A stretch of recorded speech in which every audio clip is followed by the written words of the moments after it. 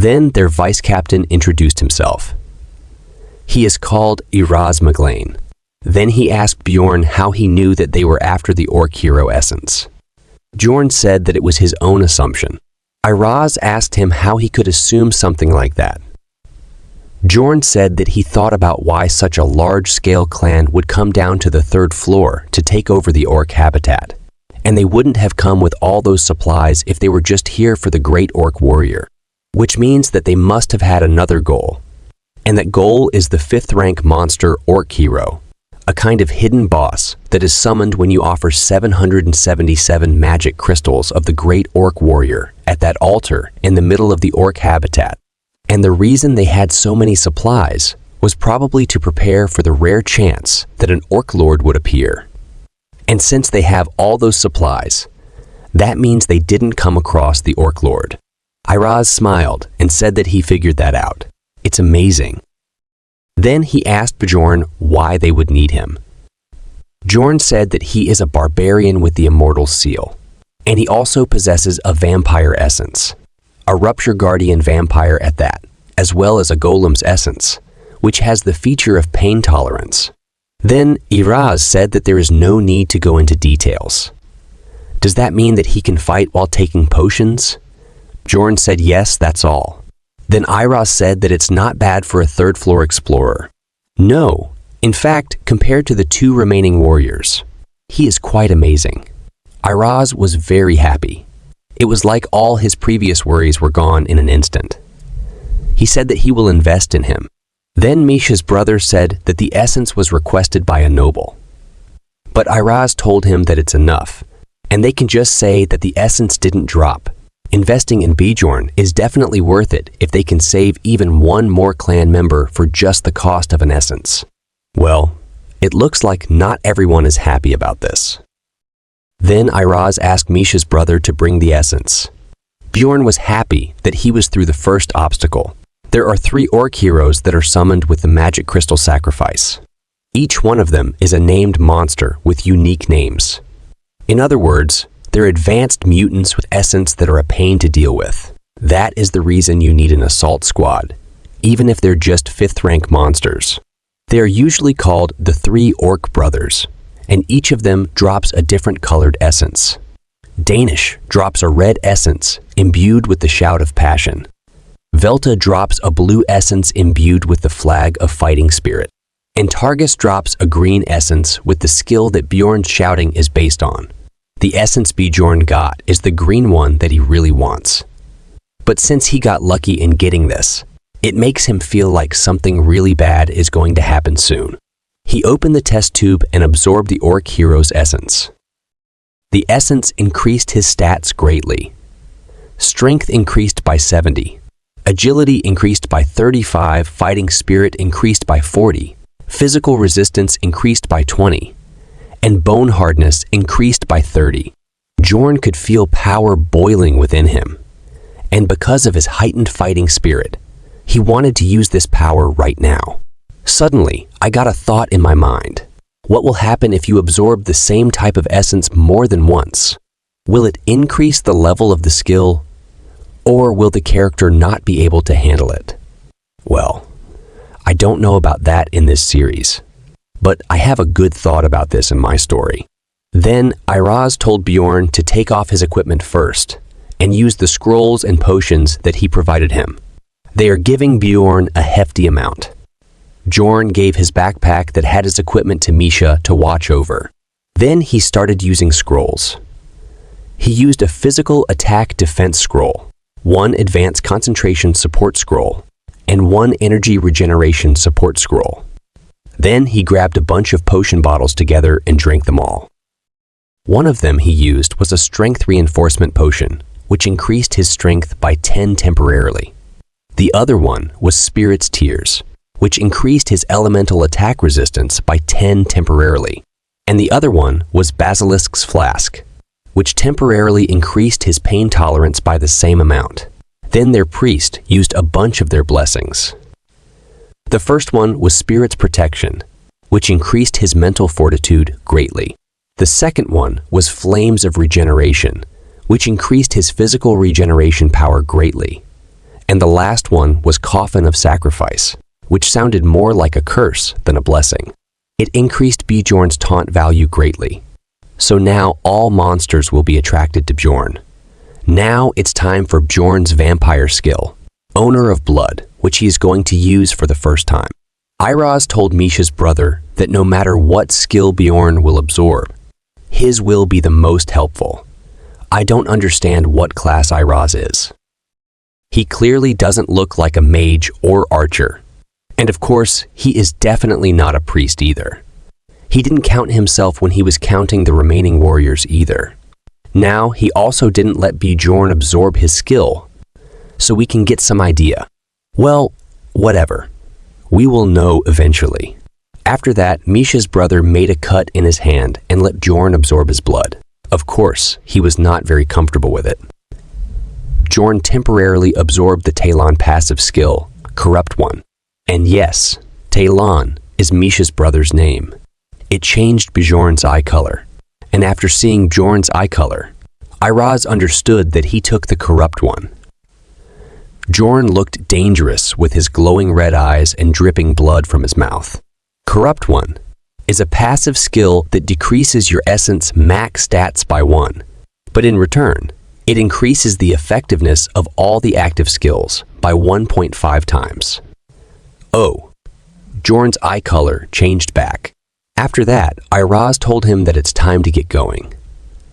After that, Bjorn imagined the skill he earned through the Orc Hero's essence and used it. The skill is called Gigantification, and as its name implies, Bjorn started growing giant. Others were shocked, even though they already knew about it. Bjorn's size also increased his taunt value and bodily stats. And of course, just like the Hulk, his clothes tore apart and everyone was shocked by his size. I just can't imagine it. He is already giant compared to the girls. And if he used this skill by mistake in bed, I just can't imagine what will happen. But it looks like Misha really likes it. All the guys entered depression mode. So Iroz took off his cape and asked others to bring more capes because they needed to cover him. After that, Bjorn tied the ropes around to hide important things. Now he is ready to charge. Iroz said that only 30 minutes are left. Can he do it? Bjorn smiled and said, of course. Bjorn took a long breath and shouted and started running outwards. Now he feels that nothing is impossible for him. Then Iroz ordered everyone to keep up with him. Bjorn looks like he is wearing shorts. Now behind Bjorn are 23 clan members, Misha and 40, 3/3. Floor explorers. They joined Bjorn in return for giving up all of their equipment. Now under Iroz's judgment, they are not only paying with their equipment, but with their lives as well. Bjorn used the sacrificial seal on them. This increased Bjorn's bodily stats in proportion to the number of sacrifices within a 100-meter range. Of course, sacrifice is just for name. It doesn't affect the people marked with the seal. Now, Bjorn has so much power within him, along with the instinct to destroy. Thankfully, he doesn't need to repress this desire because he has countless miniature clones of Ryakis to destroy in front of him right now.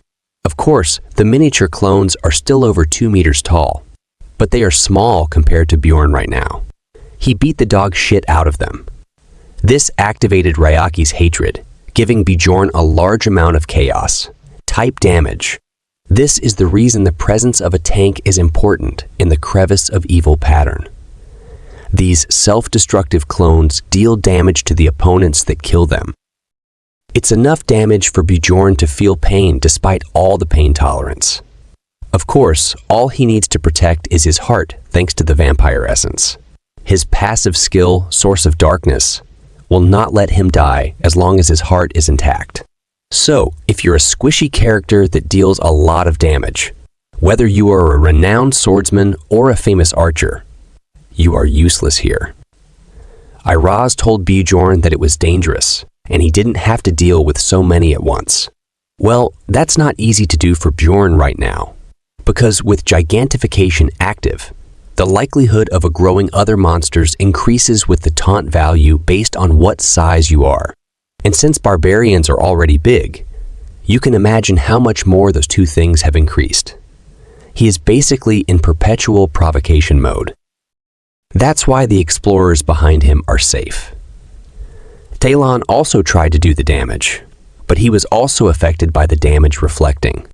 Damage deflecting dealt the same damage the attacker did, back to the attacker.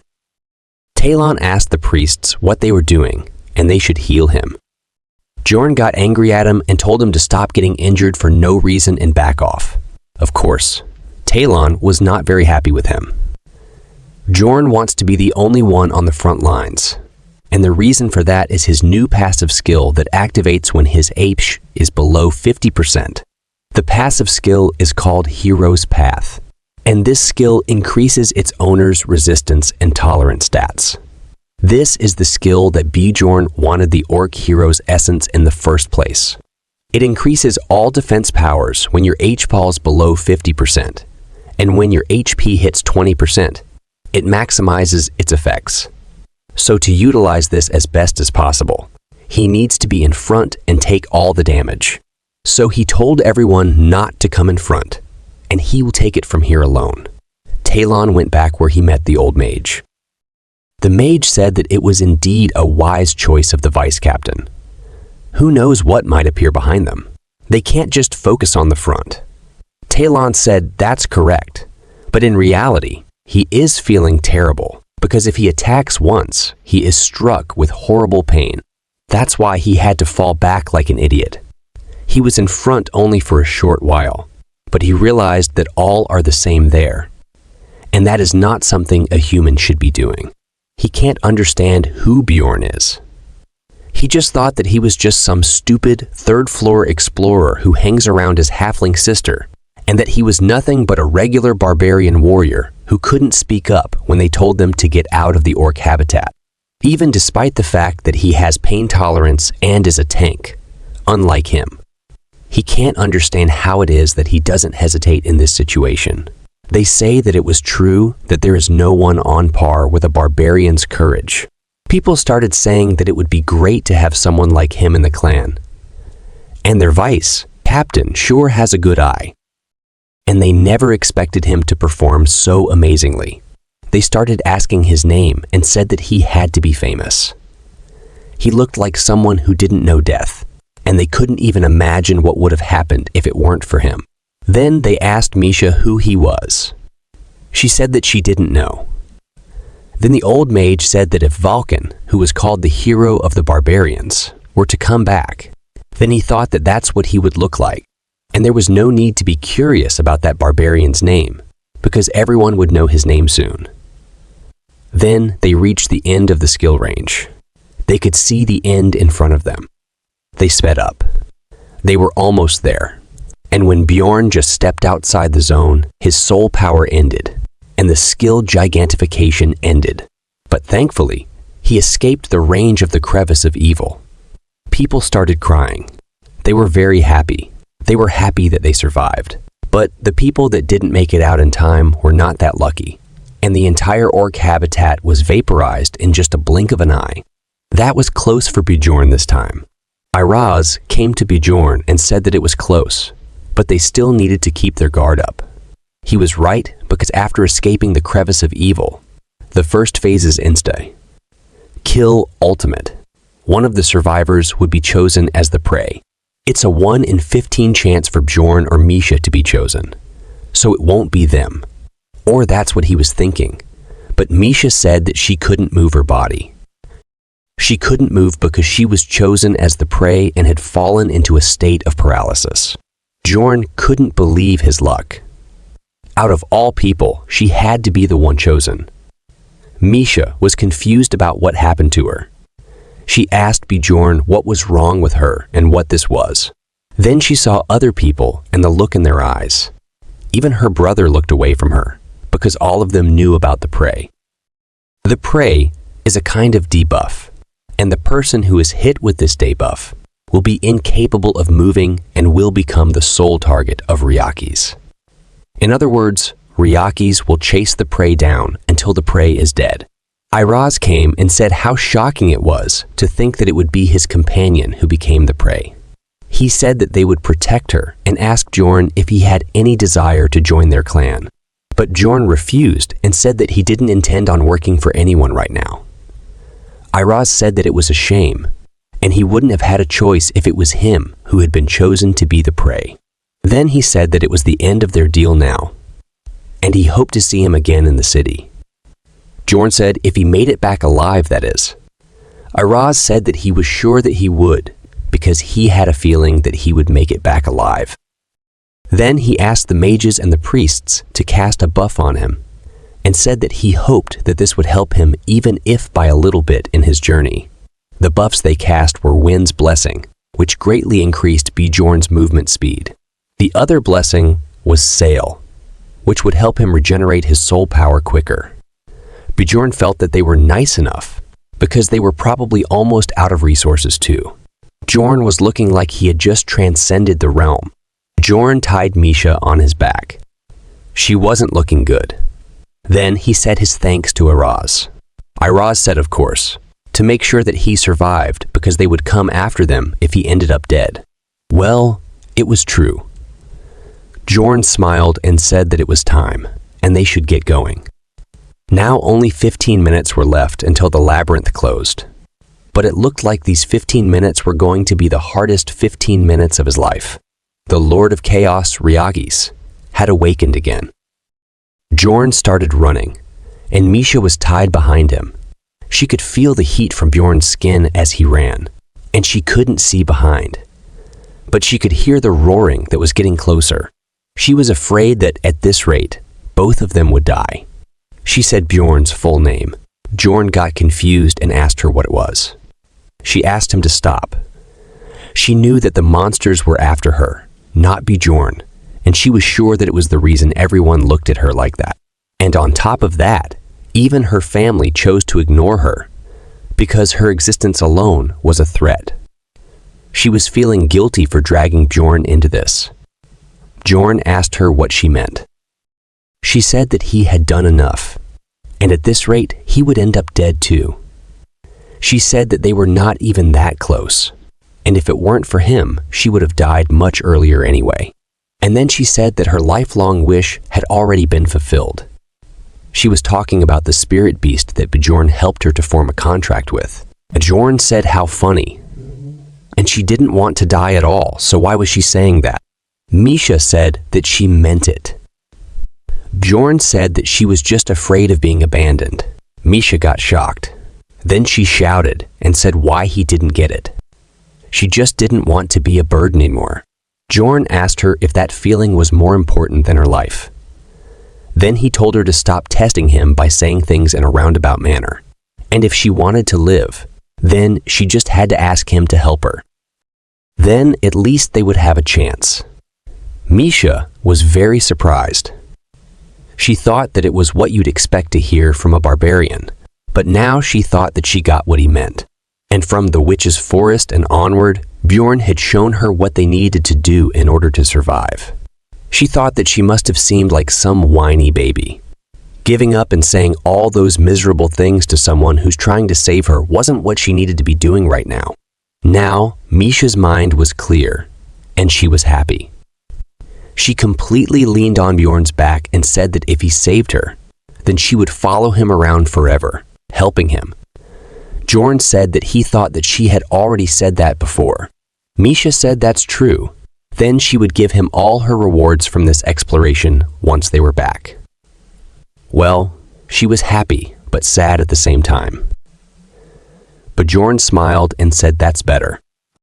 Bjorn really only knew the language of money. Soon Wind's blessing time ran out, and all the other buffs ran out too. And the rain started. That meant that Ryakis was right behind them. Also, there were a lot more spirits of chaos now too. They started getting in Bjorn's way. He wanted to use his skill a bit later, but now he had no other choice. He used the gigantification skill again. All his stats would increase while using the gigantification skill. But what was most important at the moment was that he could go farther with one step. And with the remaining soul power, he would be able to maintain gigantification for around 2 minutes. He asked Misha to set the time and tell him. Misha said exactly 196 seconds were left. Bjorn said she might be bored right now, so she should start counting the time. She said okay and started counting, and Bjorn started fighting the spirits of chaos. Of course, their effect was similar to Ryaki's miniature clone, but the damage was nothing compared to the damage Ryaki's clone caused after being destroyed. Bjorn was kicking them like footballs. But it was the end of his playtime because Ryaki's was here, and 90 seconds were still left. The spirits of chaos that were after them have decreased in number, thanks to the breath attack. It's easier to run now, but that also means they are now within range for him to attack. Ryaki's tried to crush them under his feet, but Bjorn dodged the attack. The mace in his hand looked like a chopstick. The Lord of Chaos, Ryaki's, is in front of them now. Misha told Bjorn that it's fine now, and he can leave her. Bjorn told her to stop whining, and that he has no intention of leaving her here to die. Misha said that she is not worth saving, and he should save himself, but Bjorn reminded her that he had made a promise. Besides, what about his frost ring money if he left her here? Misha asked if he was going to die here just because of some promise. Bjorn asked who said they were going to die. He was going to make it out of here alive. As he said this, Ryaki's attacked and Bjorn's hand was gone. Misha screamed after seeing his hand gone, but Bjorn just asked her for the time. She told Bjorn to leave her. Otherwise, he would also die. In anger, Bjorn said, "Misha Karlstein, tell me the time." Misha, crying, said that 60 seconds were left. Ryaki's readied his next breath attack. Bjorn needed to endure 1 minute with one arm missing. Escape wasn't an option anymore since Ryaki's was already there. I guess it was going to be a bit difficult. Bjorn started running towards Ryaki's. Misha got confused and asked him what he was doing and why he was going toward Ryaki's. Bjorn told her to count the time instead of whining. Misha started counting, and there were still 53 seconds left. Ryaki's attacked Bjorn with his breath where he was earlier, so Bjorn ran towards Ryaki's legs, making it harder for him to attack his own legs. However, it would be the end of them if Ryaki's moved even a little bit. Ryaki's was attacking Bjorn, and Bjorn was dodging his attacks while Misha was counting. Bjorn learned Ryaki's attack patterns when he was watching the Jarwi clan fight him, so now he could somehow dodge Ryaki's attacks. But his condition was deteriorating with every movement he made. Still, 25 seconds were left.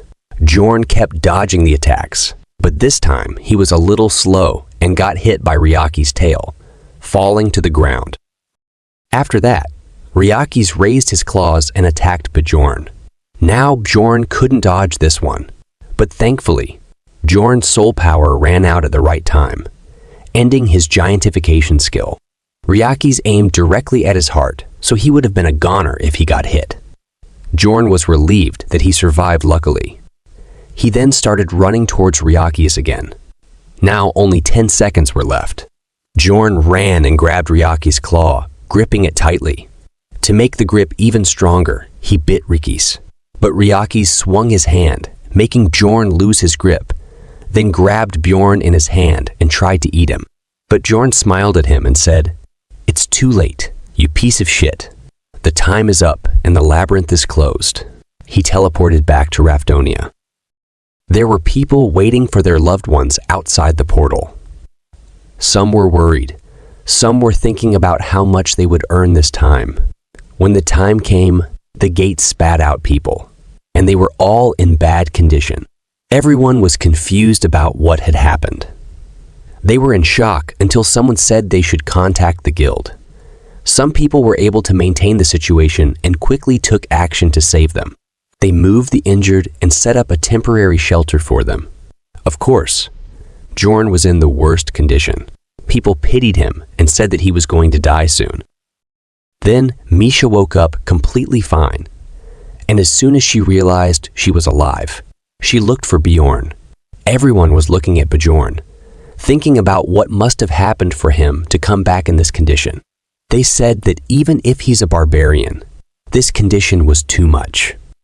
Misha pushed through the crowd to see Bjorn. Bjorn was in very bad condition. Some people said they should contact the temple. Misha was very scared, telling Bjorn to live and not die. Then she checked Bjorn's heartbeat, and his heart was still beating. Misha was crying, but relieved. She said that he was just sleeping and had scared her. Only Bjorn could be considered sleeping in this condition. Soon, the news of the Floor Lord spread. People said that more than 30 people had died from the Djarwi clan because of that monster. One man said he heard that hundreds of people had died and that the guild would announce it tomorrow.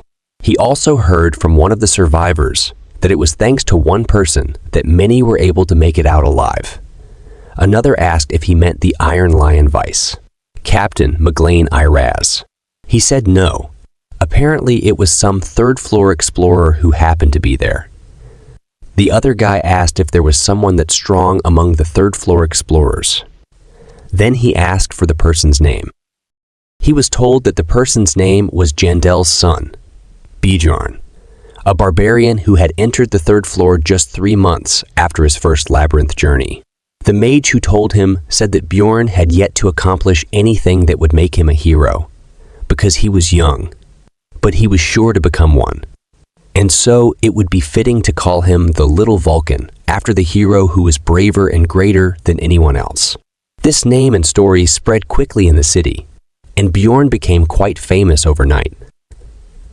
But being famous also meant that there would be more unexpected events in the future. A man who seemed to be of high status was reading news about Bjorn that detailed his accomplishments so far. He was impressed, noting that there weren't many explorers who had accomplished so much in so little time. He had never seen a case like this before. Ever since taking this job, Bjorn had better essences than ordinary explorers, and he had grown abnormally fast. So he couldn't chalk this up to luck. Looking back in history, there were some who were similar to Bjorn, beings born into this world with a special fate laid out for them. These people were called heroes and were written down in history. He wondered which one Bjorn was, a hero or an evil spirit.